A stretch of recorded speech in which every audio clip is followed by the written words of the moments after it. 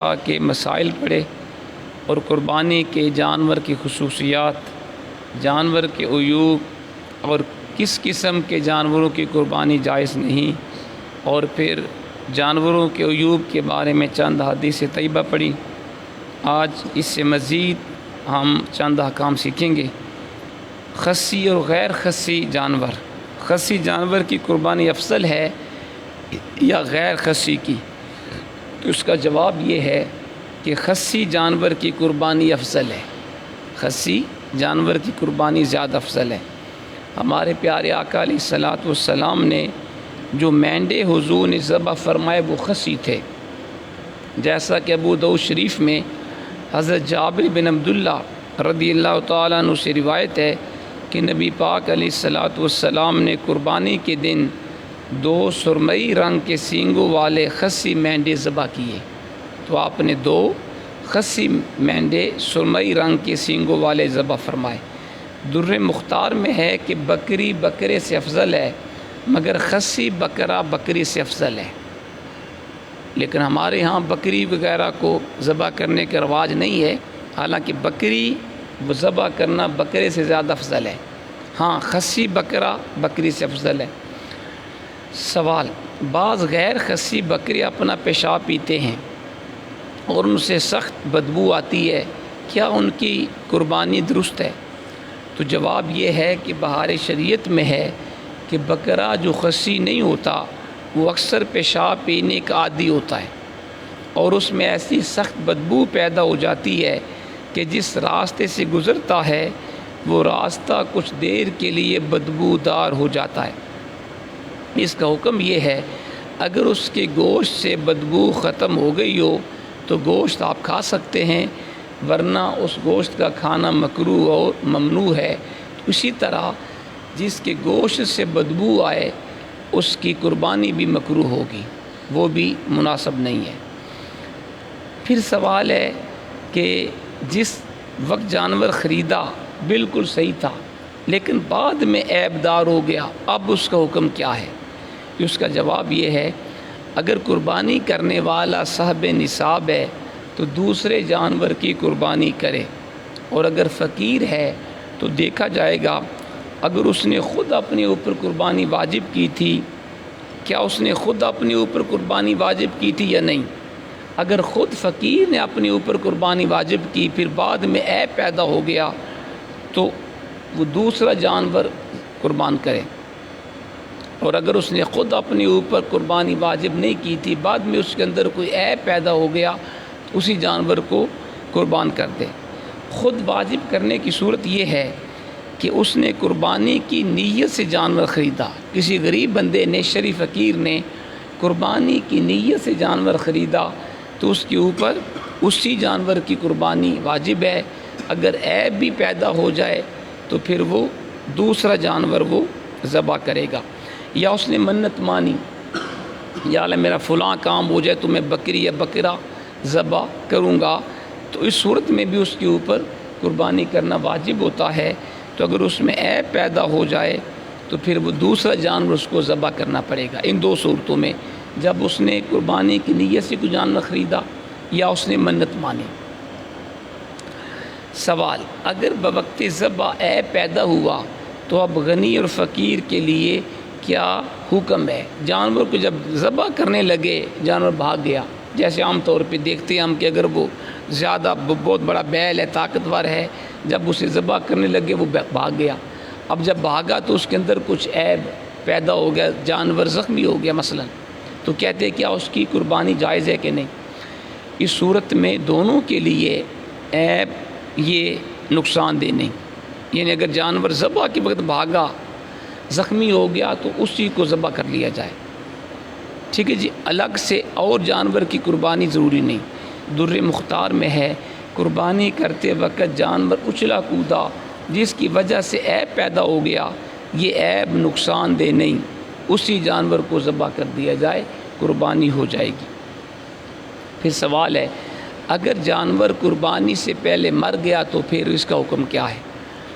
تو اگر وہ مالدار بندہ تھا جس کا جانور خدا نخواستہ قربانی سے پہلے مر گیا، فقیر نہیں مالدار ہے، تو کہتے ہیں پھر وہ نیا جانور ذبح کرے۔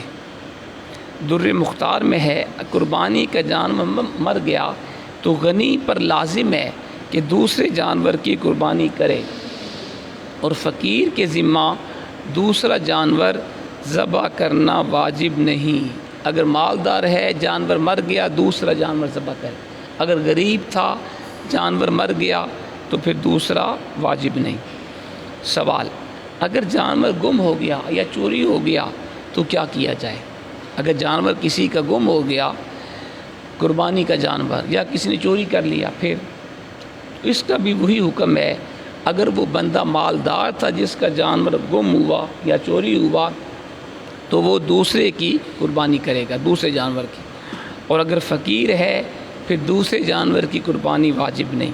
اور بالفرض اگر ان دونوں نے نیا جانور خرید لیا، امیر نے بھی غریب نے بھی، اور اب پہلے والا جانور بھی مل گیا، تو غنی کو اختیار ہے کہ دونوں میں سے جس کو چاہے اس کو ذبح کر دے، اور فقیر پر واجب ہے کہ دونوں کی قربانیاں کرے۔ فقیر پہ واجب ہے دونوں کی قربانیاں کرے۔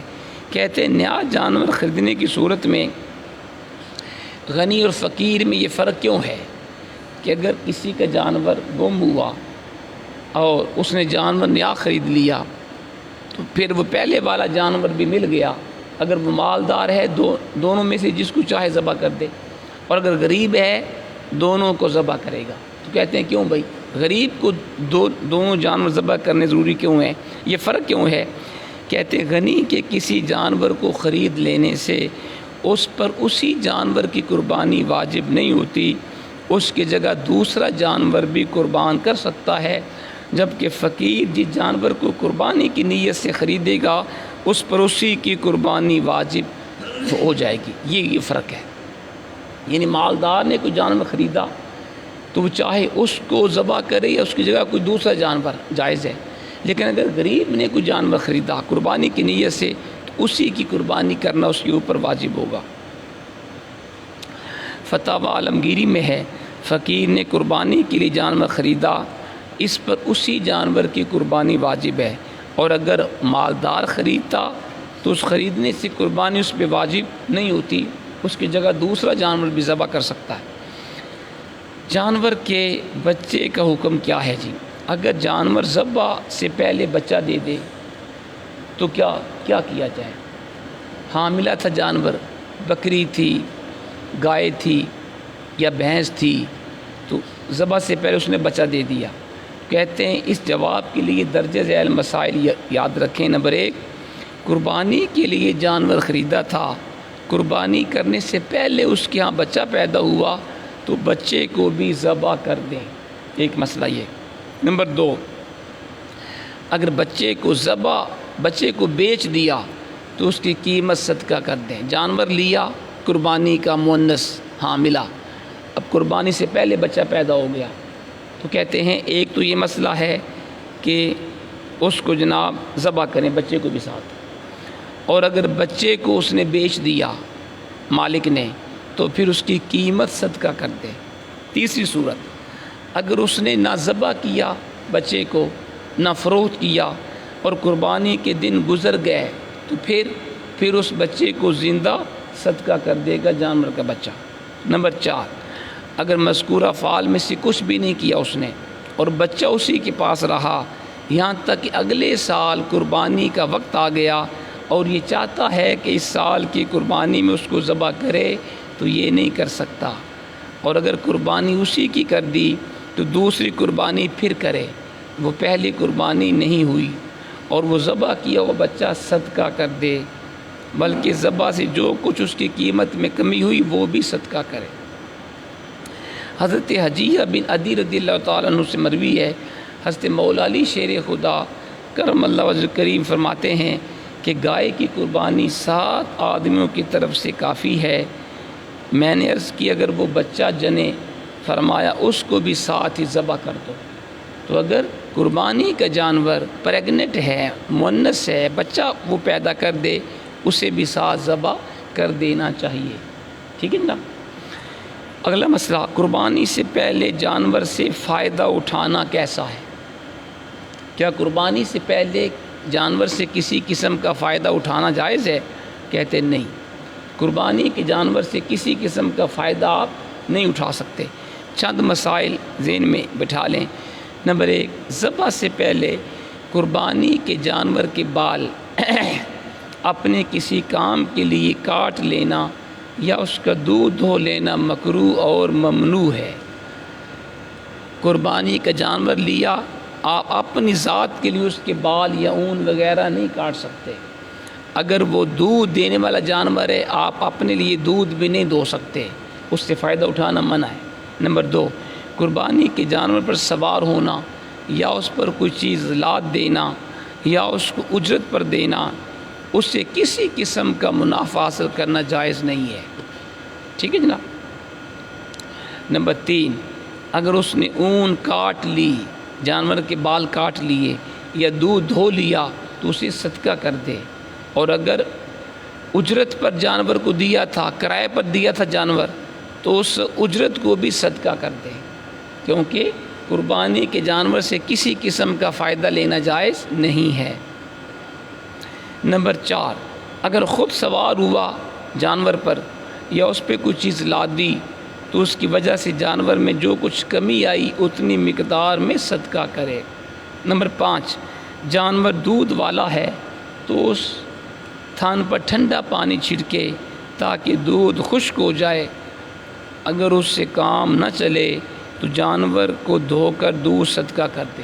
اگر جانور قربانی کا دودھ دینے والا ہے، گائے ہے، بکری ہے یا بھینس ہے، تو کہتے ہیں کہ اس کے تھان کے اوپر ٹھنڈا پانی چھڑکے تاکہ وہ دودھ خشک ہو جائے، اور اگر پھر بھی دودھ خشک نہ ہو تو دودھ دھو لے لیکن اس کو صدقہ کر دے۔ تو مطلب یہ قربانی کے جانور سے کسی قسم کا فائدہ لینا جائز نہیں ہے۔ ٹھیک ہے جی، باقی انشاءاللہ کل اللہ تعالی ہمیں عمل کی توفیق عطا فرمائے۔ اگر کسی کے ذہن میں کوئی سوال ہو، نہ کوئی چیز سمجھ میں نہ آئی یا کوئی سوال ہو تو آپ وہ پوچھ لیا کریں۔